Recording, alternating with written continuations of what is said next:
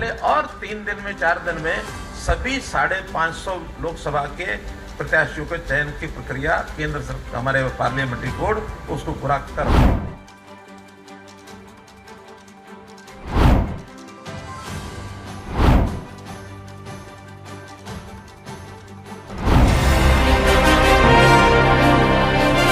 लोकसभा चुनावों को लेकर भाजपा पूरी तरह से धरातल पर उतर चुकी है। उसको लेकर हर विधानसभा में भाजपा ने चुनावी कार्यालय खोल दिए हैं। आज हरियाणा के मुख्यमंत्री मनोहर लाल खट्टर ने गुरुग्राम के भाजपा कार्यालय गुरु कमल में जहां गुरुग्राम विधानसभा के चुनावी कार्यालय का उद्घाटन किया, तो वहीं वर्चुअल माध्यम से तमाम 90 विधानसभाओं के चुनावी कार्यालय का उद्घाटन भी किया। आज देश में एक वातावरण बन चुका है कि अगली तीसरी बार मोदी जी की सरकार को बनाने के लिए हमारे युवा मोर्चा के साथी जो नारा लगा रहे हैं,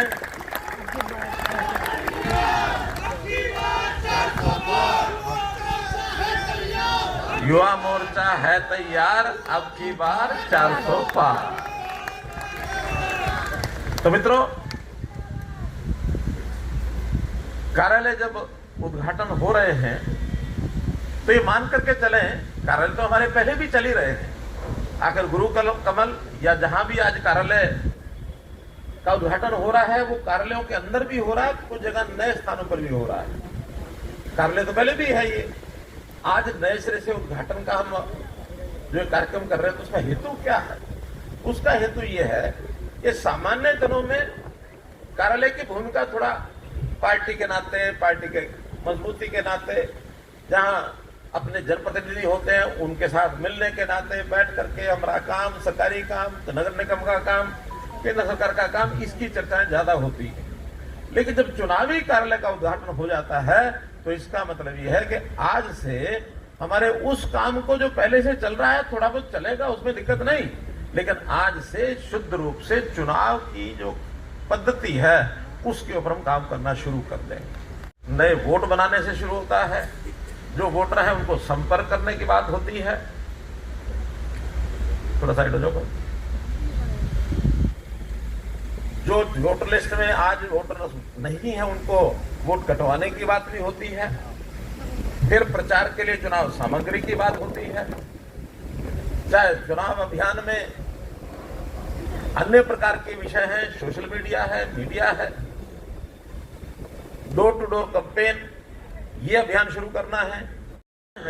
उस दिन बैलेट पे जो मशीन है हमारी ईवीएम, वहां ले जाकर के और कमल के निशान पर उसका बटन दबाना है, इसके लिए तैयार करना है। तो मित्रों, देश में 400 पार की बात हमने कही है, हरियाणा में 10 की 10, और हमारे पास चूंकि गुंजाइश नहीं है 10 से ऊपर जाने की, क्योंकि 10 तो हम पहले ले चुके हैं। केंद्र में तो नारा लगाया जा रहा है कि पिछली बार जो थी उससे हम आगे बढ़कर के बोल रहे हैं, लेकिन हरियाणा 10 की 10 थी, तो यहां 10 की 10 दोबारा लेनी है, बरकरार रखनी है, कहीं कोई कमी ना आ जाए। तो हमारा टारगेट स्पष्ट है, हरियाणा इस बार 10 की 10 सीटें लेगा और उसमें हर लोकसभा, हर विधानसभा, और विधानसभा के बाद हर एक मंडल, मंडल के बाद शक्ति केंद्र, उसके बाद बूथ, बूथ के बाद पन्ना प्रमुख, यहां तक सबको अपने अपने काम में लगना है। काम कई प्रकार के हैं। इस काम को लगने के लिए अगर हमारे 20,000 बूथ हैं, हर बूथ पर 15 अगर पन्ना प्रमुख हैं, तो ये पन्ना प्रमुखों की टोली, हमारी सेना, ये 3 लाख लोगों की बनती है, 3 लाख लोगों की। उसके ऊपर के जो सुपरवाइजरी काम है या बाकी काम है, बैठ के लेने, संभालना, नेतृत्व, वो अलग से है। तो ये 3 लाख से ऊपर इनको अपने अपने काम में लगना है। ये ठीक है, हमारा टारगेट देश में 400 पार, हरियाणा में 10 लोकसभा, फिर हर किसी को अपनी अपनी लोकसभा, फिर अपने अपने विधानसभा में भी जीत चाहिए, सब चाहिए। लेकिन इसमें एक बात मैं विशेष तौर पर सभी कार्यकर्ताओं को आग्रह करूंगा कि कार्यकर्ताओं की जिम्मेवारी ये बांटी जाएगी। हर किसी के जिम्मे को काम लगेगा, वो फिर पन्ना प्रमुख से लेकर के और प्रदेश स्तर तक कोई एक व्यक्ति, एक अपना कार्यकर्ता प्रदेश का चुनाव प्रबंधन का इंचार्ज भी बनेगा कि उसके नाम से सारा प्रबंधन होगा। और एक कार्यकर्ता अपने मोहल्ले में एक 15 परिवार को संपर्क करने के लिए केवल 15 प्रमुख बनेगा। कोई कहेगा कि इसी दौरान जहां मुख्यमंत्री मनोहर लाल खट्टर कार्यकर्ताओं को मंत्र देते हुए नजर आए, तो वहीं मुख्यमंत्री ने ये भी कहा कि 11 मार्च के बाद कभी भी लोकसभा चुनावों की घोषणा हो सकती है। साथ ही उन्होंने ये भी कहा कि 11 मार्च को प्रधानमंत्री नरेंद्र मोदी गुरुग्राम आ सकते हैं, जहां पीएम द्वारका एक्सप्रेसवे का उद्घाटन करेंगे। उन्होंने कार्यकर्ताओं को संदेश दिया कि पन्ना प्रमुख से लेकर जिले के तमाम कार्यकर्ता लोगों के बीच में जाकर मोदी सरकार की नीतियों के बारे में बताएं और पूरी तरह से चुनाव में जुट जाएं। मुझे 10 तारीख के बाद 11 तारीख के बाद ही लग रहा है, क्योंकि उसका एक संकेत मैं कर रहा हूं। फाइनल सूचना आएगी तो आपको बताऊंगा। संभवतः 11 तारीख को 11 मार्च को प्रधानमंत्री जी स्वयं गुरुग्राम आने वाले हैं।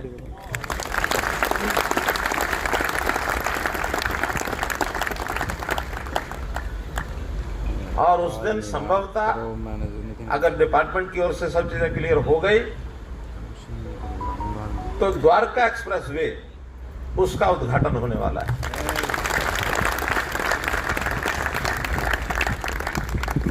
चुनाव घोषणा होने से पूर्व कई कार्यक्रम आएंगे, जैसा प्रदेश अध्यक्ष जी ने बताया है। अलग से सूचना सभी हमको मिलेगी, लेकिन अब हर कार्यक्रम को हमने पूरे मनोयोग से अपने अपने क्षेत्रों में पूरा करना है। चुनाव जो होता है वो एक लोकतंत्र का उत्सव होता है। बढ़ चढ़ कर भाग लेते हैं। ये अलग बात है कि खेमा सबका अपना अपना अलग अलग होता है, जैसे मैच में अलग अलग खेमे होते हैं, लेकिन फिर भी भाग तो सब लेते ही हैं। तो इस बड़े उत्सव का इंतजार हम 5 साल करते हैं।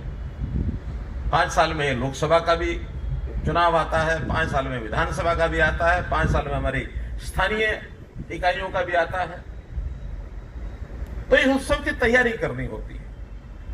और तैयारी में एक बात का विश्वास आपको दिलाता हूं, इस समय देश भर में भारतीय जनता पार्टी की तैयारी सबसे आगे है। हमने सभी लोकसभा के कार्यालय हरियाणा के भी एक ही दिन किए थे, 10 के 10 उनका उद्घाटन। देश भर में भी सब जगह लोकसभा के कार्यालयों का उद्घाटन हो चुका है। और ऐसे ही विधानसभा स्तर पर भी आज हम 90 के 90 कर रहे हैं। अपनी अपनी सुविधा से हर प्रदेश विधानसभा स्तर के कार्यालय का उद्घाटन इन दिनों में कर रहा है, कोई एक दिन पहले, कोई एक दिन बाद में। यही नहीं, मुख्यमंत्री मनोहर लाल खट्टर ने ये भी कहा कि भाजपा प्रत्याशियों के चयन के लिए लगातार बैठकें चल रही हैं और जल्द ही प्रत्याशियों का चयन भी हो जाएगा। साथ ही उन्होंने विपक्ष पर भी निशाना साधते हुए कहा कि दूसरी पार्टियों में तो चुनाव लड़ने वाले प्रत्याशी ही नहीं मिल रहे हैं। अभी हमारे प्रत्याशी भी, उनका चयन भी लगभग होना शुरू हो गया है। लगभग क्या 2 बैठकें हो गई हैं। लगभग 200 लोकसभाओं का तो एक प्रकार से चर्चा हो चुकी है। घोषणा कब होगी अलग बात है। आने वाले और 3 दिन में 4 दिन में सभी 550 लोकसभा के प्रत्याशियों के चयन की प्रक्रिया केंद्र सरकार, हमारे पार्लियामेंट्री बोर्ड उसको पूरा कर देगा। दूसरे खेमों में तो उहापोह चल रही है, इधर से उधर भागदौड़ चल रही है। कुछ लोग अपने यहां आ रहे हैं, उनको कई बार हमारे जो ऐसे बंधु जो उनके भी संपर्क में होते हैं, कई खास करके मीडिया के लोग पूछते हैं, अरे भाई आप दौड़ करके भारतीय जनता पार्टी में जा रहे हो, वहां तो 4 लोग पहले बैठे हैं, आपको टिकट तो मिलेगी नहीं। कुछ उनको आगाह करते हैं। वो सामने वाले उत्तर क्या देते हैं कि कांग्रेस में रह करके चुनाव लड़ना पड़ेगा, यहां कम से कम उस मुसीबत से तो बच जाएंगे, यहां लड़ना तो नहीं पड़ेगा। वहां ऐसी भगदड़ मची हुई है कि कहीं उनके हाईकमांड वाले जबरदस्ती उनके सिर पर चुनाव थोप ना दे। मुख्यमंत्री ने कार्यकर्ताओं से कहा कि जिस तरह 2019 में हरियाणा के तमाम 10 सीटों पर भाजपा ने विजय हासिल की थी, उसी तरह इस बार भी 10 की 10 लोकसभा सीटों पर भाजपा की जीत हो, इसके लिए वो कमर कस ले और धरातल पर उतरकर चुनावों में जुट जाए। ये तो रही हरियाणा के मुख्यमंत्री मनोहर लाल की बात, लेकिन आने वाले चुनावों में क्या कुछ निकल कर सामने आता है, ये तो आने वाला वक्त ही तय करेगा। तब तक के लिए सनातक टीवी को लाइक, शेयर और सब्सक्राइब करना बिल्कुल ना भूलें। Bureau report, Sanatak TV.